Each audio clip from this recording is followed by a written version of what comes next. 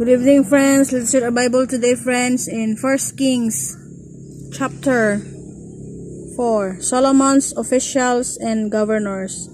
So King Solomon ruled over all Israel, and these were his chief officials: Azariah, son of Zadok the priest; Elihoreph and Ahijah, sons of Shesha, secretaries; Jehoshaphat, son of Ahilud, recorder; Benaiah, son of Jehoiada, commander-in-chief; Zadok and Abiatar's priest; Azariah, son of Nathan, in charge of the district officers; Zabod, son of Nathan, a priest and personal advisor to the king; Ahishar, in charge of the palace; Adoniram, son of Abda, in charge of forced labor. Solomon also had 12 district governors over all Israel, who supplied provisions for the king and the royal household.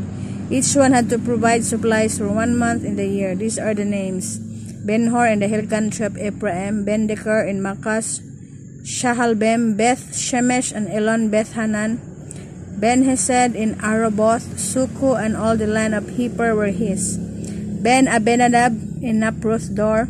He was married to Tapath, daughter of Solomon; Baana, son of Ahilud, in Taanak and Megiddo, and in all of Beth Shan next to Zaretan below Ezrael, from Beth Shan to Abel Meholah, across to Jokmeam; Ben-Geber in Ramoth Gilead. The settlement of Jair, son of Manasseh, in Gilead were his, as well as the district of Argob in Bashan and its 60 large walled cities with bronze gate bars; Ahenadab, son of Edo, in Mahanaim; Ahimaaz in Naphtali. He had married Basimath, daughter of Solomon; Baana, son of Hushai, in Asher and in Aloth; Jehoshaphat, son of Parwa, and Issachar; Shimi, son of Ela, in Benjamin; Geber, son of Uri, in Gilead, the country of Sihon, king of the Ammonites, and the country of Og, king of Bashan. He was the only governor over the district. Solomon's daily provisions. The people of Judah and Israel were as numerous as the sand of the seashore.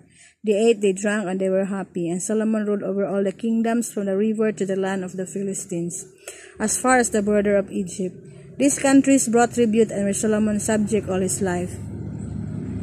Solomon's daily provisions were 30 cores of fine flour and 60 cores of meal, 10 head and stall-fed cattle, 20 of pastured-fed cattle, and 100 sheep and goats, as well as deer, gazelles, roebucks, and choice fowl. For he ruled over all the kingdoms west of the river from Tepsah to Gaza, and had peace on all sides. During Solomon's lifetime, Judah and Israel, from Dan to Beersheba, lived in safely, each man under his own vine and fig tree. Solomon had 4,000 stalls of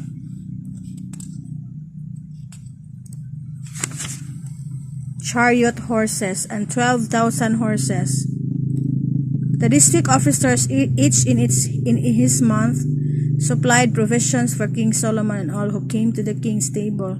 They saw to it that nothing was lacking. They also brought to the proper place their quotas of barley and straw for the chariot horses and the other horses. Solomon's wisdom. God gave Solomon wisdom and very great insight, and a breadth of understanding as measureless as the sand on the seashore. Solomon's wisdom was greater than the wisdom of all the men of East, and greater than all the wisdom of Egypt, and greater than all the wisdom of Egypt. He was wiser than any other man, including Ethan the Ezrahite, wiser than Heman, Calcol, and Darda, the sons of Mahol, and his fame spread to all the surrounding nations. He spoke 3,000 proverbs, and his songs numbered 1,005. He described plant life from the cedar of Lebanon to the hyssop that grows out of walls. He also taught about animals and birds, reptiles and fish. Men of all nations came to listen to Solomon's wisdom, sent by all kings of the world who had heard of his wisdom. So it was the story of King Solomon, the king of Israel. He was a great king, and he really obeyed the Lord, and he was very successful, and so all his people were very happy, and they are all well fed, and because the king was good. And also Solomon was given by the Lord with the greatest wisdom in all the earth. He was the wisest man in the world, and all the people listened to him in all his proverbs and everything that he had said to them. So guys, for us, we are not kings and queens, but the Lord give us different gifts in our lives. So So like King Solomon, we have to really use all our gifts for good purposes. So thank you so much for reading with me the Bible. I hope you learn about King Solomon and how he was very successful as a king, and all his people was very happy also. So I hope that we will follow the example of King Solomon to really obey the Lord so that we will be successful in our lives. Thank you so much. God bless.